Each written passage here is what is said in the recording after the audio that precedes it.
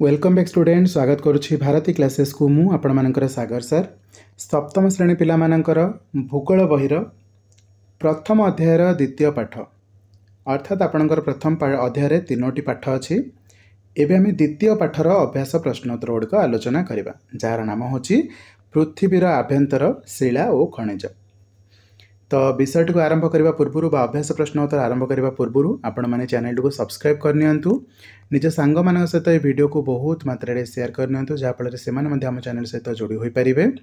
बाकी वीडियो को शेष पर्यटन देखिए बुझीपारे भल लगे निहाती वीडियो को लाइक करेंगे कमेंट सेक्शन में जनइबे परवर्ती वीडियो आम क्यों विषय को आलोचना करवा।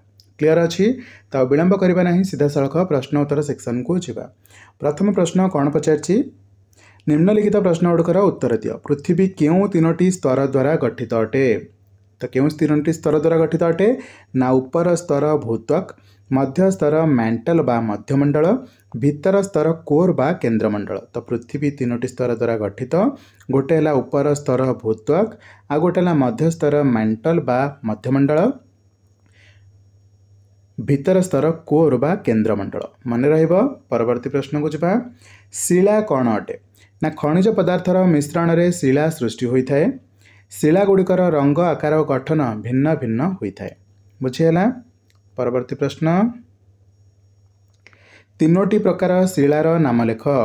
तो तीनोटी प्रकार शिलार नाम कौन कौन लिखा? गोटे है आग्नेय शिला, गोटे है स्तरीभूत शिला, गोटे है रूपांतरित शिला। कौन कौन? आग्नेय शिला, स्तरीभूत शिला, रूपांतरित शिला। परवर्ती प्रश्न निस्रवज आग्नेय शिला किपरि सृष्टि हुए ना केतेक ज्वालामुखी निर्गत अति उत्तप्त तथा तरल माग्मा भूपृष्ठ रे लाभा आकार रे जमा हुए।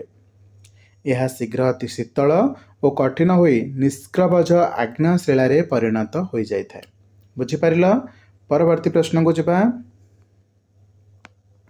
शिला चक्र कहले कौन बुझाए?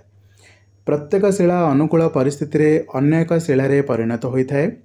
यही परिवर्तन एक नियमित धारे होता है जहाँ शिला चक्र कहुए। आग्नेय शिला छोट छोट खंडरे परिणत हुई अवक्षिप्त शिला रे परिणत हुए। अवक्षिप्त शिला रूपांतरित शिला रे परिवर्तित हुए। पुनश्च रूपांतरित शिला अत्यधिक ताप प्रभाव में अर्ध तरल माग्ना रे परिणत हुए। माग्मा शीतल और कठिन हो पुनश्च आग्नेय शिला रे परिणत हुए। यहीटा को ही आम कही था शिला चक्र। बुझीगला। परवर्ती प्रश्न को जावा। शिलार की व्यवहार रही? तो आम भल भाव लिखा। अवक्षिप्त शिलार विभिन्न प्राणी और उद्भिदर मृतदेहर अवशिष्टांश बा जीवाश्म संचित हो रही है। कर्दम शिला रूपांतरित हो स्लेट्रे और चूनपथर मार्बल रे परिणत होता है जहाँ आमर व्यवहार रे लगी था। कठिन शिला गुड़ी को रास्ता गृह तथा निर्माण कार्य व्यवहार करा जाए। गोड़ी और बाली गरड़ा व्यवहार करी पिला माने विभिन्न खेल खेली था। तो शिला गुड़ी को आम ये भाव में व्यवहार करें। देन आसवा रूपांतरित शिला कौन अटे बुझाई लिखा। भूत्वक अभ्यंतर में अत्यधिक ताप और चाप प्रभाव में केतेक आग्नेय और स्तरीभूत शिलार रूपगुण में परिवर्तन होगा जो से गुड़िक नूतन शिला रे परिणत हुंती। एगुड़ी को रूपांतरित शिला कहुए। उदाहरण स्वरूप कर्दम शिला रूपांतरित हो स्लेट्रे चूनपथर मार्बल रे परिणत होता है। ताको आम रूपांतरित शिला कही था। एबे चलंतु परवर्ती प्रश्न जोटा कि ठीक थिले ठीक उत्तर मारिबा, भूल थिले भूल उत्तर मारिबा। अर्धतरल माग्मारू क्यों शिला सृष्टि होता है? एबे आम किछि समय पूर्व शिलार चक्र विषय बुझुथिले सेठी आम पढ़िथिले अर्धतरल माग्मारू आग्नेय शिला सृष्टि होता है। नेक्स्ट प्रश्न पृथ्वीर गभीरतम स्तर को कौन कहुए? पृथ्वीर गभीरतम स्तर को कोर कहुए। कौन? कोर कहुए। परवर्ती प्रश्न सुना पेट्रोलियम और कोयला कौन अटंती? एमान गोटे गोटे खनिज अटंती।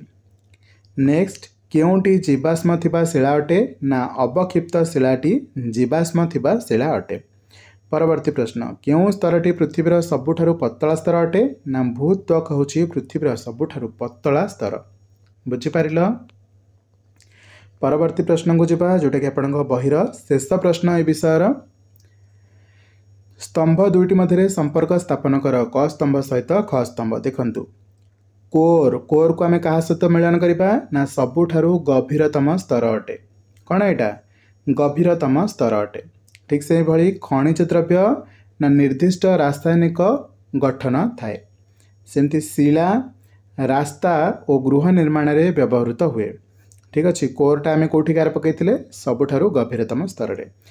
कर्दम कर्दम हूँ स्लेट रे परिणत हुए।